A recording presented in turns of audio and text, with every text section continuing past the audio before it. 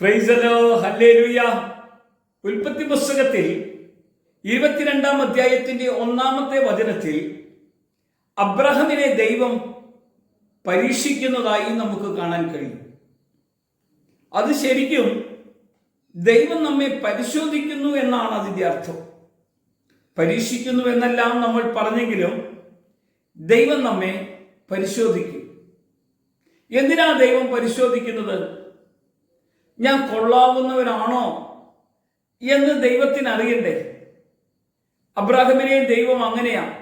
25 വർഷക്കാലം അവൻ ആഗ്രഹിച്ചു പ്രാർത്ഥിച്ചു. 100-ാമത്തെ വയസ്സിൽ അവനൊരു മകനെ ദൈവം കൊടുത്തു. ആ കൊടുത്ത മകനെയാണ് ദൈവം ആവശ്യപ്പെട്ടത്.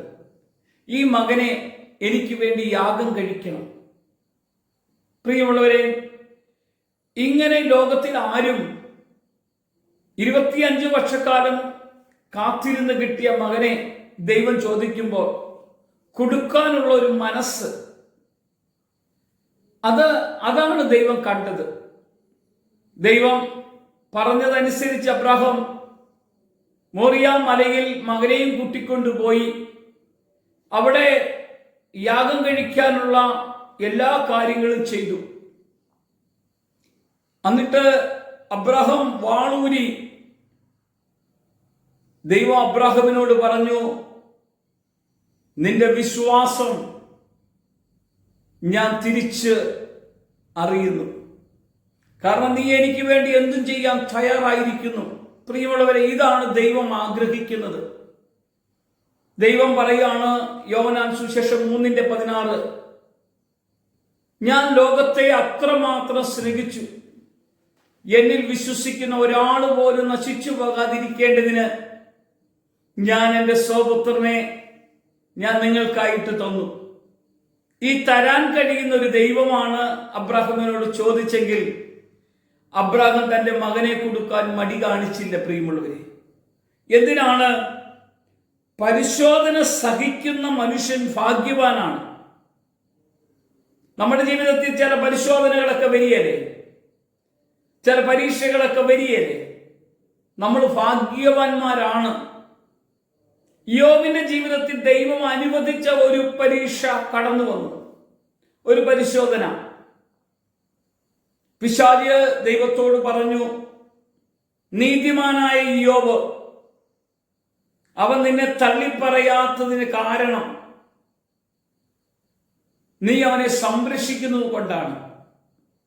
എന്നാൽ ഞാൻ അവന്റെ അടുക്കൽ വന്ന് നിന്നെ തള്ളിപ്പറയുന്ന വിധത്തിലേക്ക് മാറ്റും എന്ന രീതിയിൽ പിശാച് ദൈവസന്നിധിയിൽ പോയി യോബിന്റെ മേൽ അനുവാദം ചോദിച്ചു.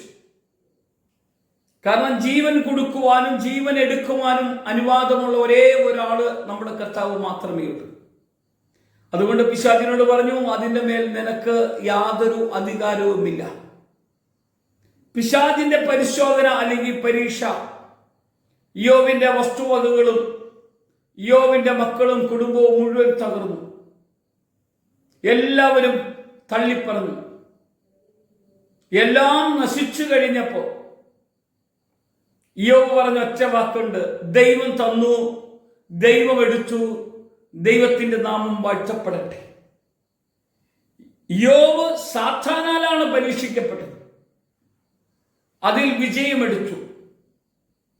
നമുക്കറിയാം, പുതിയ നിയമത്തിൽ യേശു കർത്താവിനെ പരീക്ഷിക്കാൻ വേണ്ടി പിശാച് ഭയങ്കര തന്ത്രശാലിയായി കടന്നു വന്നു. പിശാചിനെ യേശു പരീക്ഷിച്ചു.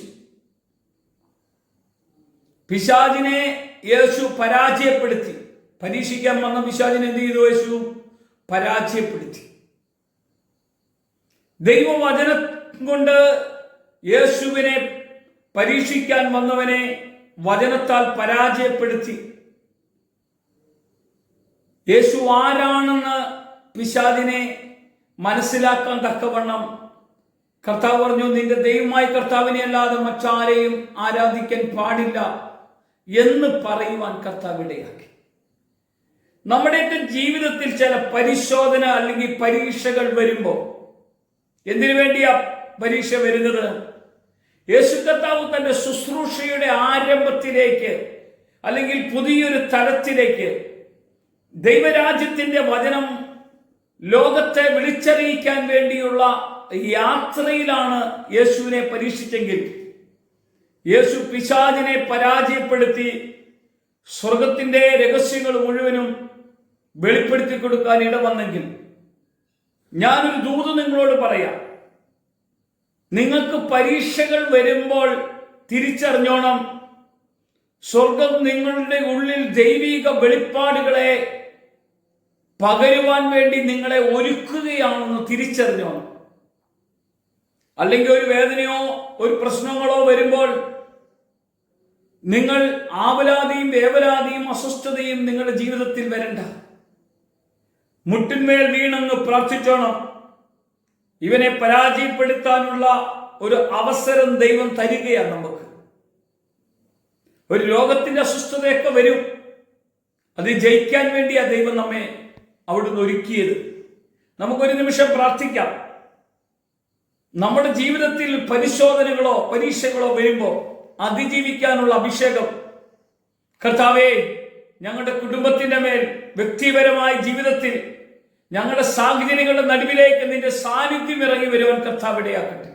യേശുവിന്റെ നാമത്തിൽ തന്നെ ആമേൻ.